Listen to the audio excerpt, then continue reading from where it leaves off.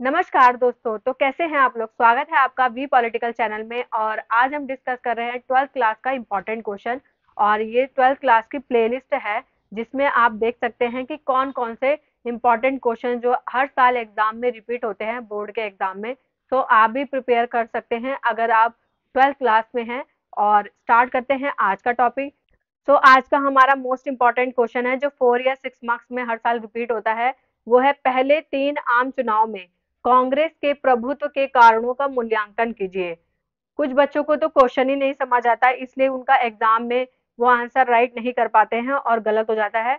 जिन students को मैंने पढ़ाया है उनमें से आधे से ज्यादा बच्चों को जो है ना क्वेश्चन ही नहीं समझ आता था कि क्वेश्चन क्या कह रहा है। तो मैं आपको पहले क्वेश्चन बता देती हूँ कि जो पहले 3 आम चुनाव हुए जब भारत स्वतंत्र हुआ 1947 में, उसके बाद पहला जब चुनाव कौन सा हुआ 1952 में हुआ था।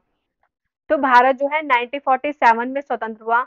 उसके बाद भारत में पहला आम चुनाव जो है 1952 में हुआ। और 1952 के बाद 1957 में हुआ और फिर 62 में हुआ। तो पहले 3 आम चुनाव में कांग्रेस के प्रभुत्व के कारणों का मूल्यांकन कीजिए कि जब भारत स्वतंत्र हुआ तो 1952 से लेकर 1967 तक क्या कारण थे जिसके कारण कांग्रेस ही प्रभुत्व में बनी थी। मतलब हर साल कांग्रेस की ही सरकार रिपीट हो रही थी और कोई सरकार आने का मौका नहीं मिल रहा था। या आपके पेपर में ये भी क्वेश्चन आ सकता है कि प्रारंभिक वर्षों में अर्थात जब भारत स्वतंत्र हुआ तो एक दल की प्रधानता के कारण क्या है कि एक ही दल क्यों प्रभुत्व में रहा, एक ही दल क्यों प्रधान बना। मतलब कांग्रेस की ही सरकार बार बार रिपीट क्यों हो रही थी। और इसका कार्यकाल क्या है 52 से 67, जिसमें हर साल जो है कांग्रेस की ही सरकार आ रही थी।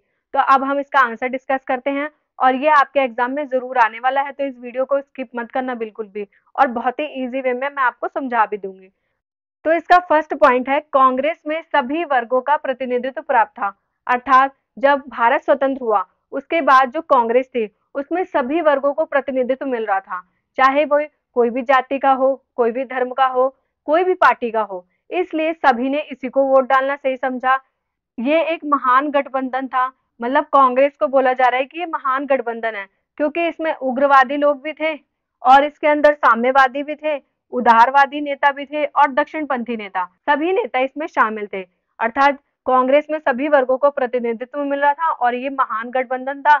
इसके अंतर्गत सभी नेताओं को प्रतिनिधित्व मिला था। अर्थात जनता ने सोचा कि अलग अलग दल के सभी लोग इसमें शामिल हैं, इसलिए हम इसी पार्टी को वोट देते हैं। इसलिए जो स्टार्टिंग में है कांग्रेस हमेशा प्रभुत्व में रही। सेकंड पॉइंट है विरोधी दल कांग्रेस में से ही निकले हुए थे। अर्थात स्वतंत्रता के पश्चात जो भी विरोधी दल आए वो सारे किससे थे, कांग्रेस से ही निकले थे। जितने विरोधी दल थे वो सब कांग्रेस से ही निकले हुए थे। और लोगों ने अलग गुटों को वोट देने के बजाय सोचा कि हम क्यों ना कांग्रेस को ही वोट दें और कांग्रेस को ही वोट देना उचित समझा। अर्थात जब भारत स्वतंत्र हुआ तो बहुत सारे विरोधी दल उभर कर आए, कांग्रेस में से ही निकले हुए थे, इसलिए जनता ने कांग्रेस को ही वोट देना उचित समझा। इसी तरह थर्ड पॉइंट है 1967 के पश्चात केंद्र में कांग्रेस की प्रधानता। कहा जा रहा है कि 52 से 67 का टाइम ऐसा था जिसमें कांग्रेस ही प्रधान थी, कांग्रेस ही केंद्र में राज कर रही थी। 1967 के पश्चात कह रहा है कि केंद्र में कांग्रेस की प्रधानता थी।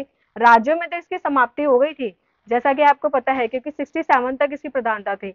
उसके बाद क्या हुआ, केंद्र में फिर भी शक्तिशाली था और जो भी महत्वपूर्ण भूमिका निभा रहा था, महत्वपूर्ण नीतियां जो है केंद्रीय बनाता है, आपको पता होगा, इसलिए कांग्रेस जो है शक्तिशाली बना रहा।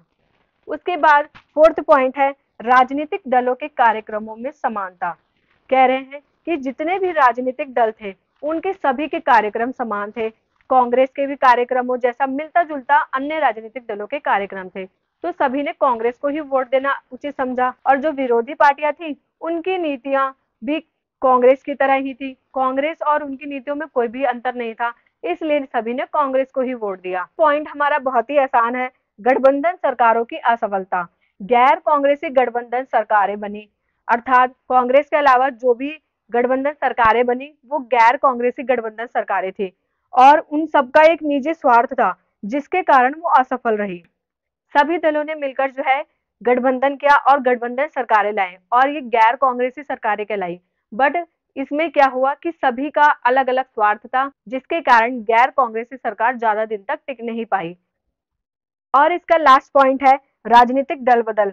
1967 के चुनाव के बाद राजनीतिक दल बदल हुआ और कांग्रेस पार्टी शक्तिशाली हो गई। कह रहे हैं कि जैसे ही 1967 का चुनाव हुआ, राज्यों में से तो कांग्रेस हार गई, बट केंद्र में बनी थी, पर जो राज्य में सरकारें बनी थी उनमें इतना दल बदल होने लग गया कि कांग्रेस को फिर से लोगों ने उभार दिया। कांग्रेस फिर से शक्तिशाली हो गई और नेक्स्ट टाइम फिर इलेक्शन हुए और कांग्रेस सत्ता में आई। सो गाइस, ये बहुत ही आसान आंसर है।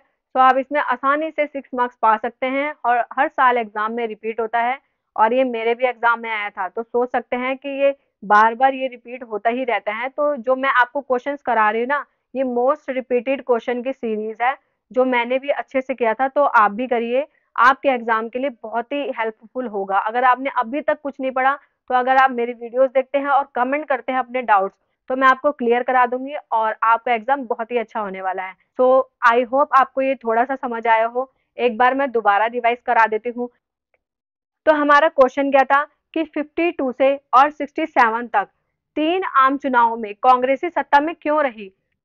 तो इसका फर्स्ट पॉइंट है, कांग्रेस में सभी वर्गों का प्रतिनिधित्व प्राप्त था, एक महान गठबंधन था और सभी वर्ग शामिल थे, इसलिए जो है कांग्रेस शक्तिशाली थी और सत्ता में दोबारा आई।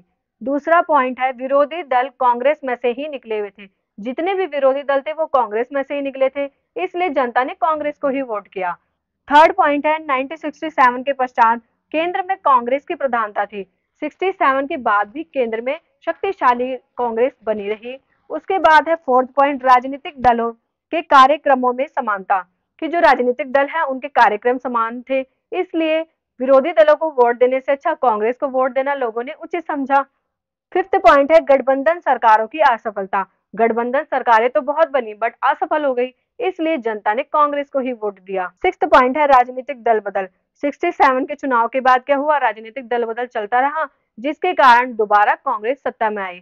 तो ये बहुत ही इंपॉर्टेंट क्वेश्चन है। सो गाइज, आई होप आपको ये टॉपिक समझ आ गया हो, और अगर नहीं आया तो इसकी पीडीएफ में प्रोवाइड करा देती हूँ, आप टेलीग्राम पर ज्वाइन कर ले और वहां से इस बोर्ड की मैं पीडीएफ दे दूंगी, आप ले लें वहां से। नहीं तो आप अपनी गाइड को भी फॉलो कर सकते हैं। और अगर आपको कोई भी हेल्प चाहिए हो तो कमेंट बॉक्स में कमेंट करें, मैं आपकी जरूर हेल्प करूंगी जितनी मेरे से हो सकेगी।